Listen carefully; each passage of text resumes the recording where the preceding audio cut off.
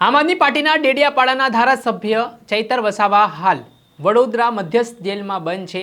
આગામી દિવસોમાં તેમના સમર્થનમાં એક વિશાળ આદિવાસી સંમેલન થવા ડેડિયાપાડામાં જઈ રહ્યું છે।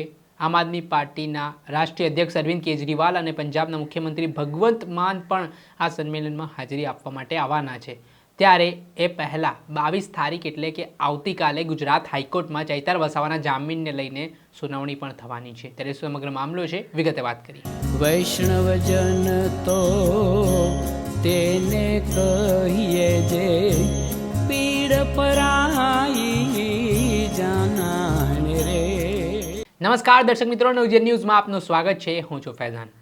આમ આદમી પાર્ટીના ડેડિયાપાડાના ધારાસભ્ય ચૈતર વસાવા સાથે 2023માં જે ઘટનાક્રમ રહ્યો હતો તે જ પ્રકારનો ઘટનાક્રમ ફરી એકવાર જોવા મળ્યો છે, જેમાં ભૂતકાળમાં પણ તેમને જામીન બંને કોર્ટમાંથી નામંજૂર થયા હતા અને ત્યારબાદ ગુજરાત હાઈકોર્ટમાંથી તેમને શરતી જામીન મળ્યા હતા।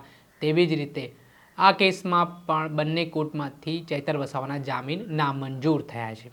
ઘટનામાં થોડાક સમય પહેલાંનો જે બનાવ હતો, ભાજપના નેતા સંજય વસાવાએ ડેડિયાપાડા પ્રાંત કચેરીમાં જે મિટિંગ હતી તે દરમિયાન આરોપ કર્યા હતા કે ચૈતર વસાવાએ તેમના પર હુમલો કર્યો ને આ મામલો ડેડિયાપાડા પોલીસ સ્ટેશન સુધી પહોંચ્યો અને આ મામલે ડેડિયાપાડાના ધારાસભ્ય ચૈતર વસાવા સામે 307 એટલે કે હત્યાનો પ્રયાસનો ગુનો છે અને તે સંદર્ભમાં તેઓ વડોદરા સેન્ટ્રલ જેલમાં બંધ છે। બંને કોર્ટ એટલે ડેડિયાપાડા મેજિસ્ટ્રેટ કોર્ટ અને નર્મદા સેશન કોર્ટ બંને કોર્ટે ચૈતર વસાવાના જામીન નામંજૂર કર્યા છે, જેમાં જામીન નામંજૂર પાછળના કારણો એક એવા માનવામાં આવી રહ્યા છે કે ચૈતર વસાવા સામે અગાઉ 19 જેટલા ગુનાઓ નોંધાયેલા હતા ને તેમને શરતી જામીન 2023ના આર્મ્સ એક્ટના ગુનામાં આપવામાં આવ્યા હતા, છતાં પણ એ જામીનનો ક્યાંક ને ક્યાંક ભંગ થયો છે, શરતોનો ભંગ થયો છે ને તેના જ કારણે તેમને જામીન આપવામાં નથી આવ્યા। બીજું એક કારણ એવું પણ કહેવાય રહ્યું હતું કે સોશિયલ મીડિયા પર ચૈતર વસાવાના સમર્થકોએ જે ચીમકી ઉચ્ચારી હતી ને એ બાબતે કાયદાની વ્યવસ્થાની સ્થિતિને ધ્યાનમાં રાખીને તેમના જામીન છે તે નર્મદાની જિલ્લા કોર્ટે નામંજૂર કર્યા હતા।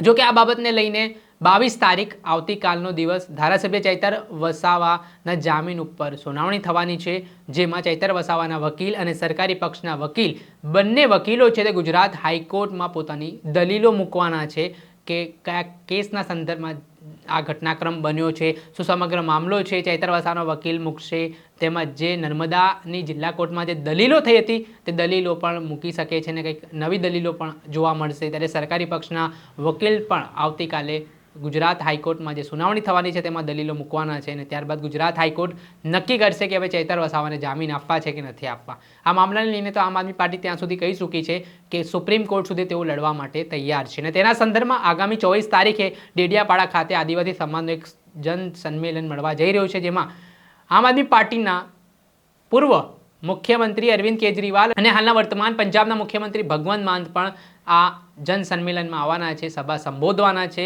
એટલે આદિવાસી સમાજની નજર પણ ક્યાંક ને ક્યાંક આ નેતાઓ પર જોવા મળી રહી છે। ત્યારે જોવાનું રહ્યું કે હવે આગામી 22 તારીખ એટલે કે આવતીકાલે શું કંઈક સુનાવણી થાય છે, શું ચર્ચાઓ થાય છે અને ચૈતર વસાવાને જામીન મળે છે કે કેમ। દર્શક મિત્રો, આવા જ નવા વિડીયો સાથે આપણે માહિતગાર કરતા રહીશું, એટલે નવજીવન ન્યૂઝ જોતા રહો।